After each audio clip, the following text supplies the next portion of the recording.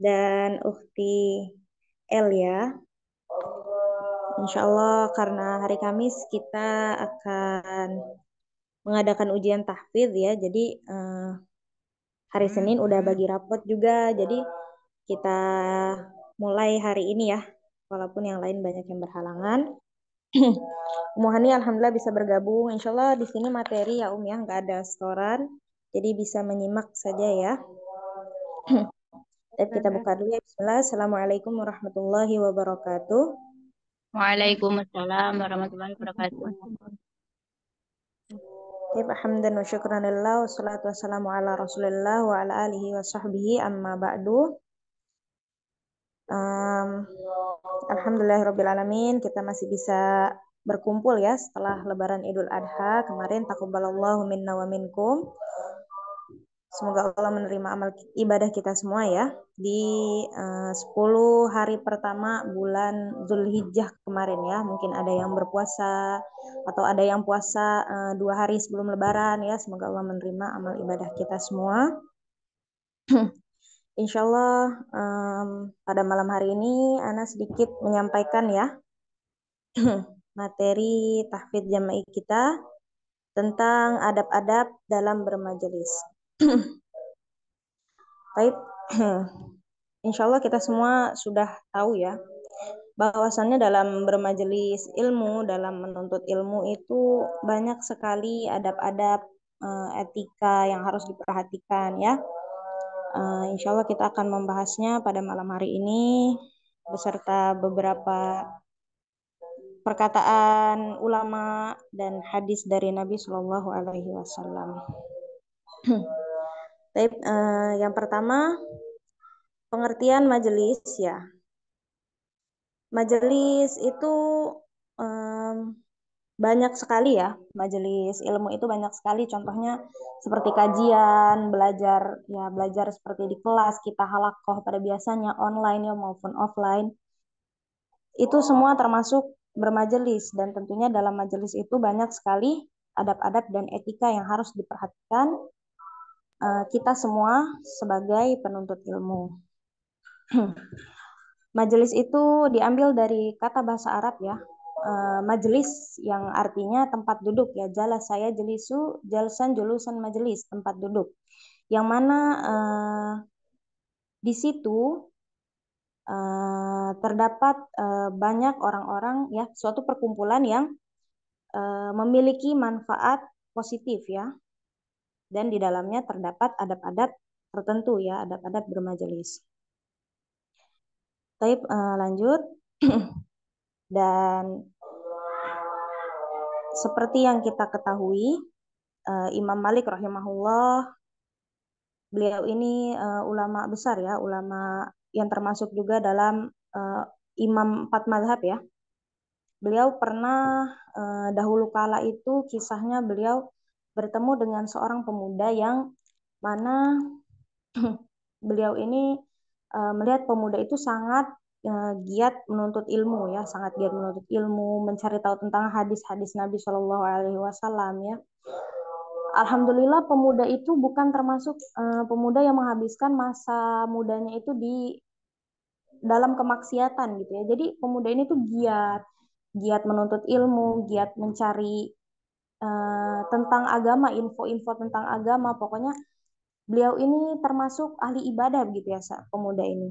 Dan yang dikatakan Imam Malik, nasihat yang diberikan Imam Malik kepada pemuda tersebut, pemuda ahli ibadah tersebut, beliau berkata, ta'allamil adaba qabla an tata'allamal ilma.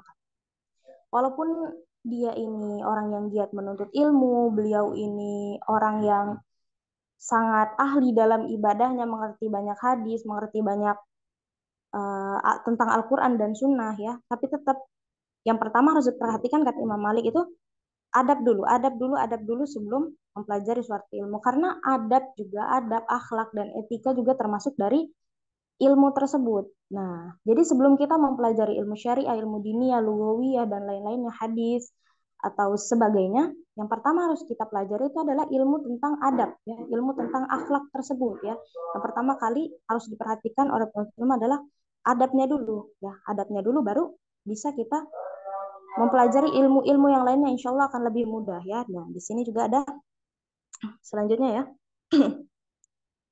Mengapa kita itu harus beradab ketika menuntut ilmu? Kenapa yang pertama kali diperhatikan itu adalah adab ya? Yang pertama kali dipelajari itu adab. Kenapa?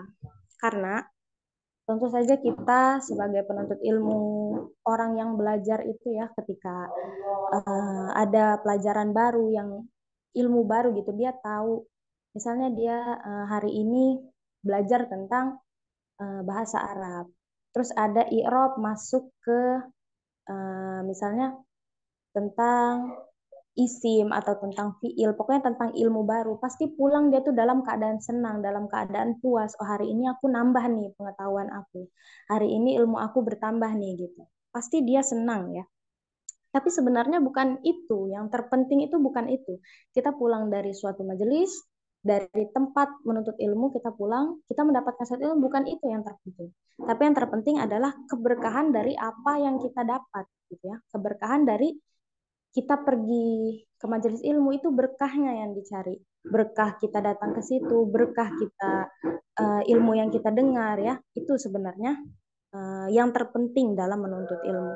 Dan sesungguhnya Allah tidak akan merahmati orang yang hadir dalam majelis ilmu namun tidak beradab dalam menuntut ilmu ya. Jadi sungguh sangat disayangkan ya, kita udah capek-capek menghafal, capek-capek mengkaji, tapi kita kurang memperhatikan adab, kurang memperhatikan etika ketika menuntut ilmu ya, entah itu adab kepada guru, adab kepada teman, adab kepada ilmu itu sendiri begitu ya.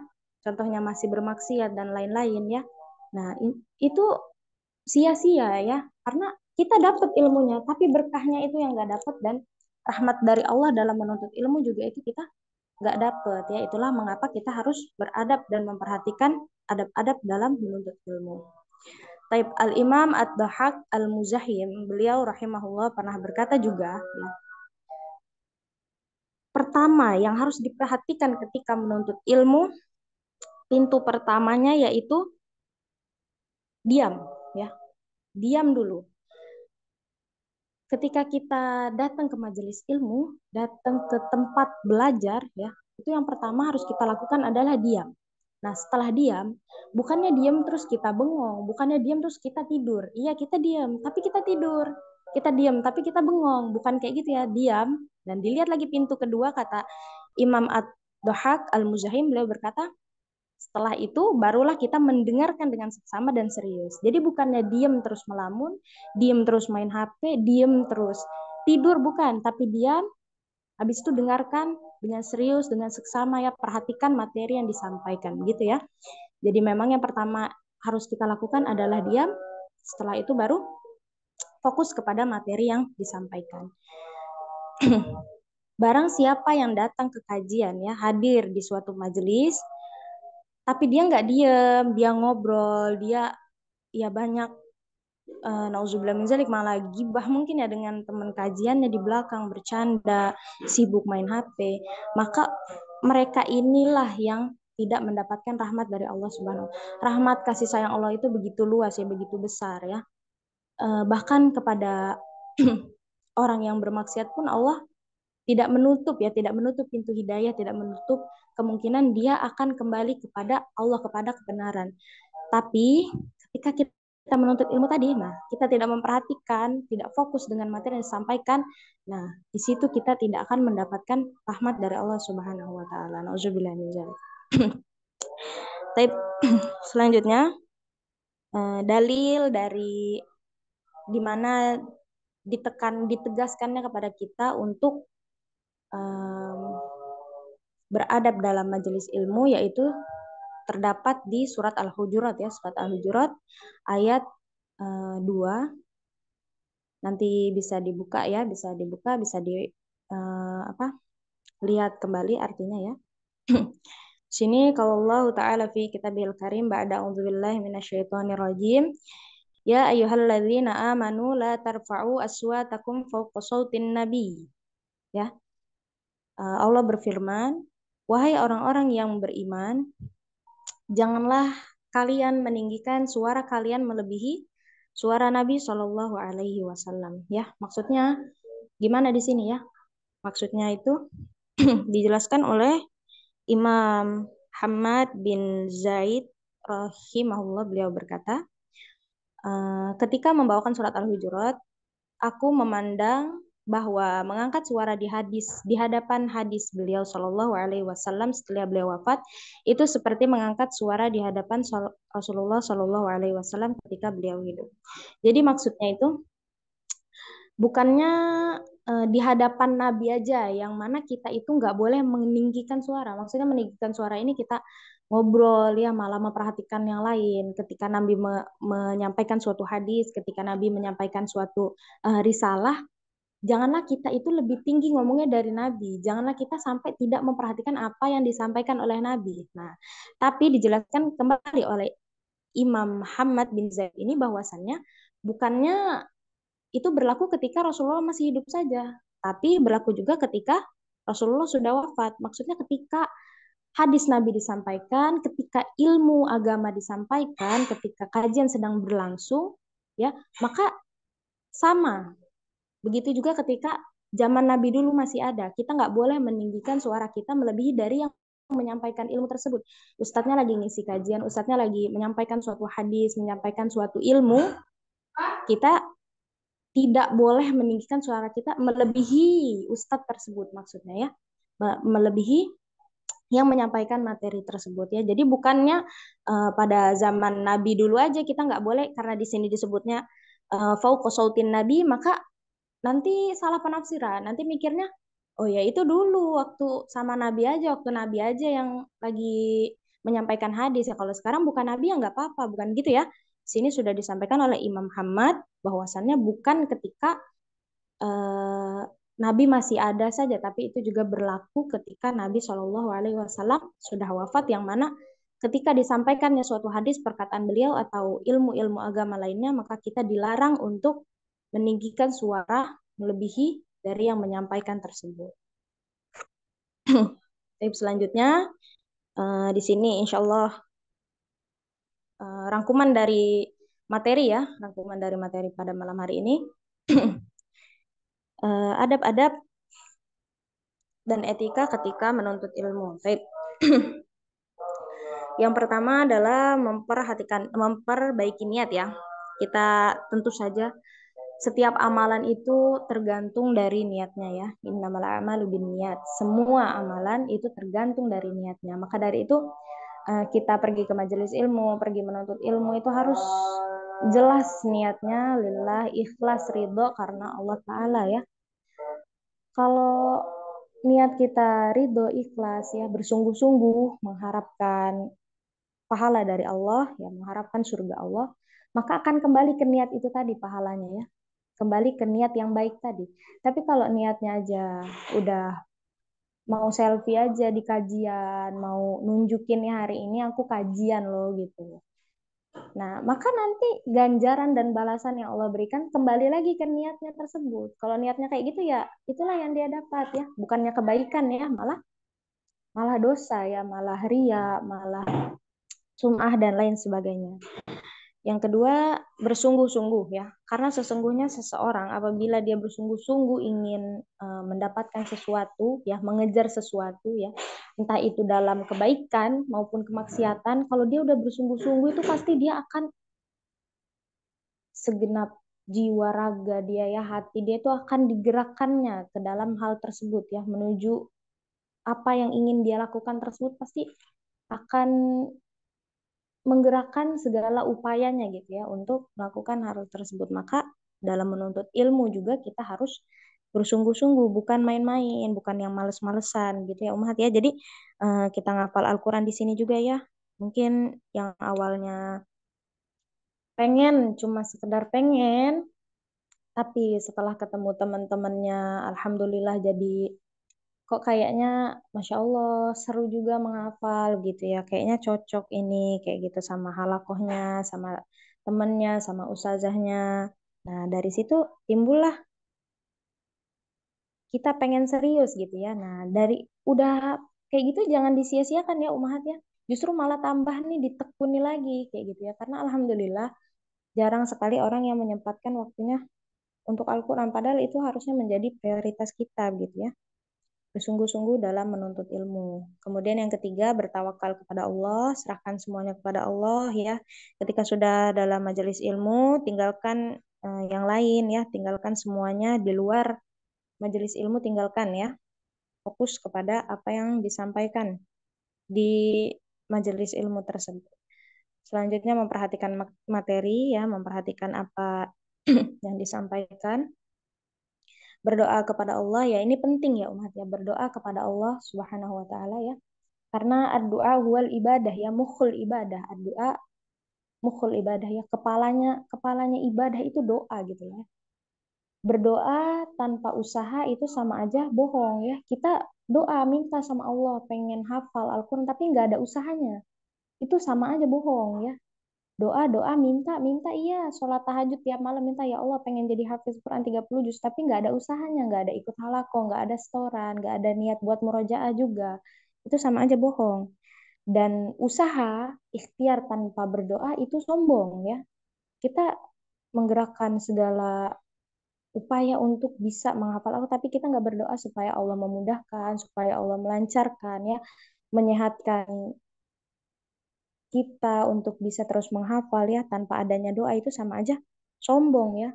Berdoa tanpa usaha sama aja bohong, usaha tanpa doa sama aja sombong. Jadi berdoa ini sangat penting ya dalam menjalankan suatu ibadah. Selanjutnya berprasangka baik ya, berprasangka baik kepada Allah tentunya karena Allah itu sesuai dengan prasangka hambanya. Selanjutnya jangan ragu bertanya ya Umahat ya kalau ada yang kurang jelas atau mungkin Ustazah kemarin sempat ngoreksi yang ayat ini tapi Ana lupa koreksiannya apa ya, salahnya di mana ya Ustazah gitu ya. Jangan ragu untuk bertanya ya, nggak apa-apa, tanyakan di grup. Kalau misalnya di grup mungkin takut tenggelam atau kesusul sama chat yang lainnya itu bisa japri langsung ke Ana ya. Kalau memang penting banget telepon aja nggak apa-apa ya Umat. Insya Allah kalau Ana sempat Ana jawab, Ana angkat ya teleponnya. Tapi berikutnya menjauhi maksiat. Nah ini juga penting ya Umat. Karena ilmu itu tidak akan nggak cocok ya sama kemaksiatan, nggak cocok sama kemaksiatan, nggak cocok sama dan mereka itu bertolak belakang begitu ya Umat. Sama halnya sama hafalan Al-Quran juga gitu, mereka nggak cocok sama musik ya, nggak cocok sama nyanyian. Nabi Shallallahu Alaihi Wasallam itu sudah menyebutkan ya dalam hadis beliau bahwa musik tidak akan bersatu dengan Al-Quran, Al-Quran tidak akan bersatu dengan nyanyian, dengan musik dan lain sebagainya, tidak akan bersatu mereka itu ya. Nah maka dulu ya waktu pertama kali Ana mondok itu target hafalan sampai Al-Jin ya 1,5 juz. Itu qadarullah Ana baru 1 juz aja nggak nyampe, baru setengah, baru sampai Al-Buruj qadarullah ya. Nah di situ kenapa? Karena di kepala Ana ini masih banyak nyanyi, masih inget musik-musik lagu-lagu tuh masih hafal Ana. Bahkan masih tersimpan ya di kepala Ana ini masih inget banget. Jadi ketika mau menghafal aku tuh susah ya, karena dia nggak mau nyatu sama musik itu, nggak mau nyatu sama nyanyian ya. Nah maka dari itu gimana caranya? Ya dikeluarin dulu dari kepala kita itu, isi kepala kita yang tadinya nyanyian musik itu dikeluarin dulu, hafalan itu dibuang, baru kita isi dengan Al-Quran. Ya kita isi dengan menghafal. Insya Allah itu akan lebih mudah. Allah juga akan memudahkan karena memang mereka itu tidak cocok ya, bertolak belakang antara musik dengan Al-Quran ya. Dan ilmu itu, kalau kata Ustadz Ana, ilmu itu yang bisa dibawa ke kamar mandi. Maksudnya ilmu itu yang bisa dibawa kemana aja ya. Karena kalau ilmunya itu di kitab, cuman di catatan di buku, itu dibawa ke kamar mandi nggak bisa. Tapi kalau udah di kepala, ya bisa ke kamar mandi, kemanapun, itu masih ingat, masih ada di kepala kita ya. Nah, itu baru ilmu yang benar tuh kayak gitu ya. Kalau belum, kalau belum bisa dibawa ke kamar mandi ya kayak kayak kitab tadi ya. Misalnya kita nih, oh iya aku tahu itu hadisnya, tapi ada di buku kayak gitu. Nah, itu sama aja apa itu? Bukan kayak gitu ya, karena sebenarnya ilmu itu yang ada di kepala kita gitu ya, bukan di luar kepala. Kalau di luar kepala buyar ya, tapi yang ada di dalam kepala kita ya. Jadi menjauhi maksiat itu sangat penting, terutama bagi penghafal Al-Quran. Menjauhi musik itu sangat penting ya. Dalam proses menghafal, insya Allah akan lebih mudah ya. Kalau kita menjauhi musik, lagu, ya, dan semacamnya sejenisnya itu ya. Baik, insya Allah nanti Ana kirim ya. Ini apa rangkumannya semua yang ada di sini ya.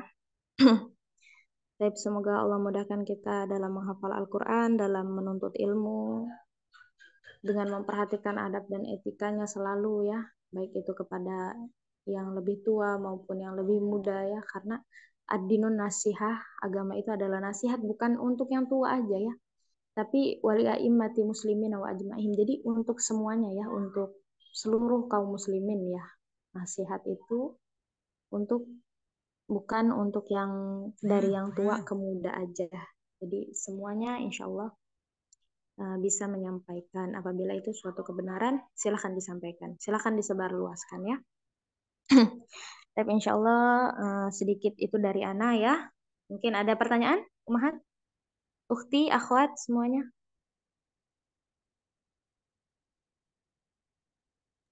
Belum ada Ustazah. Iya. Baik, Ukti Elia, mungkin sudah jelas ya apa yang Ana sampaikan. Terima kasih untuk sudah meluangkan waktunya semua di sini.